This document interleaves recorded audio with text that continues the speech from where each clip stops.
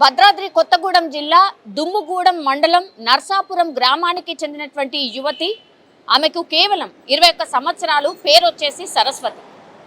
ఆమె ఉన్నత చదువుల కోసం హైదరాబాద్ వచ్చింది. మీర్పేట్లో ఉంటూ ఆ హాస్టల్లో ఉంటూ లేడీస్ హాస్టల్లో ఉంటూ ఆమె తన చదువును కొనసాగించింది. అయిపోయింది.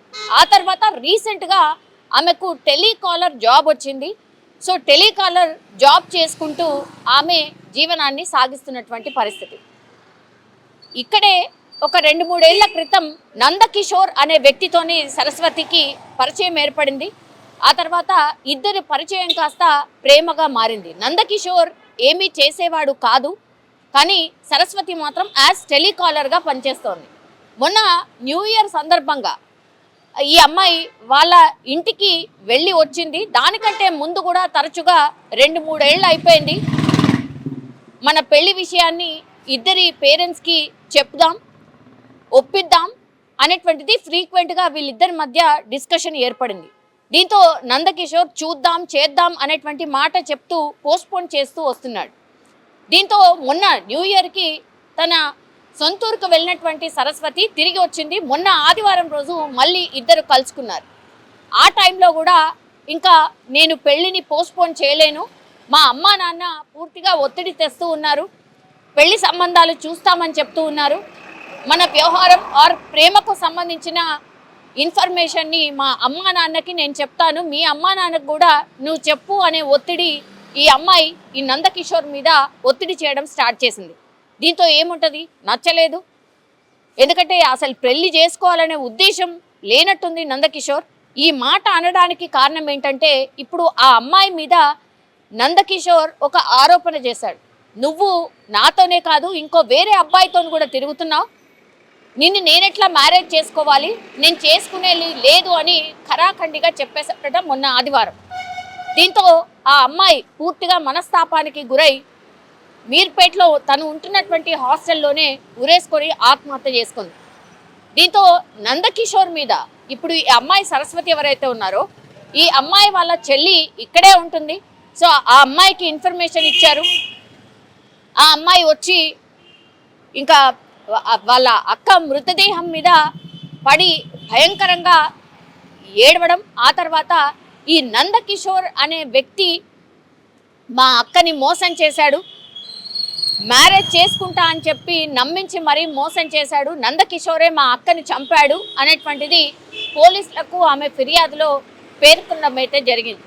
దీంతో ఇప్పుడు నందకిషోర్ కోసం పోలీసులు వేట స్టార్ట్ చేశారు. అసలు ఈయన ఎవరు, ఎక్కడుంటాడు, ఏం పని చేస్తాడు, ఈ అంత ఇన్ఫర్మేషన్ని కూడా రాబట్టే ప్రయత్నం పోలీసులు అయితే చేస్తున్నారు. ఎన్ని ఇన్సిడెంట్స్ జరిగాయి, ఇట్లాంటి ఇన్సిడెంట్స్ కోకొల్లలుగా జరుగుతున్నాయి, కానీ అమ్మాయిలు మాత్రం ఏమాత్రం కూడా వాళ్ళ జాగ్రత్తను చూసుకోవట్లేదు. ఎక్కడో పరిచయమైనటువంటి వ్యక్తి, ర్యాండమ్గా పరిచయమైనటువంటి వ్యక్తులను నమ్మడం, ఇలా మోసపోవడం, కోకొల్లలుగా కేసెస్ నమోదవడం ఈ మధ్య కాలంలో చాలా పెద్ద ఎత్తున మనం చూస్తూ ఉన్నాం.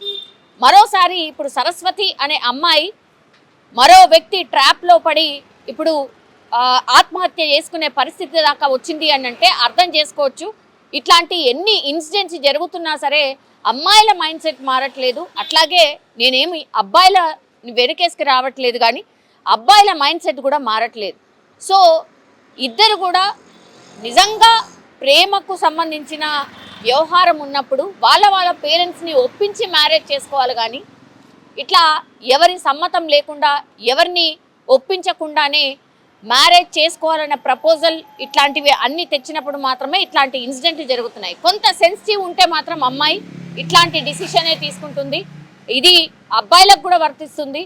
అమ్మాయిలు కూడా మోసం చేసిన సందర్భాలు ఈ మధ్య కాలంలో చాలా కనిపిస్తున్నాయి. అటు అమ్మాయి అనుకోండి, అబ్బాయి అనుకోండి, నిజంగా ప్రేమించాలి ఆర్ ప్రేమిస్తే మాత్రం మ్యారేజ్ చేసుకోవాలి అనేటువంటి వాళ్ళే ముందుకు వెళ్ళండి, లేదంటే అక్కడే డ్రాప్ అవ్వడం బెటర్. ఎందుకంటే కొంత సెన్సిటివ్ ఉన్నా సరే ఇగో ఇట్లాంటి డిసిషన్స్ అయితే తీసుకుంటున్నారు. తల్లిదండ్రులకు ఒక మనోవేదన అయితే గురి చేస్తున్నారు, మనోవేదనకైతే కారణం అవుతున్నారు అని చెప్పొచ్చు. నిజంగా ప్రస్తుతం ఉన్నటువంటి సమాజం దేనికి ప్రయారిటీ ఇస్తుంది? ఆర్థిక సంబంధాల చుట్టూ మాత్రమే తిరుగుతోంది. మళ్ళీ ఎన్నికలంగానే చాలా విరక్తి కలుగుతాం.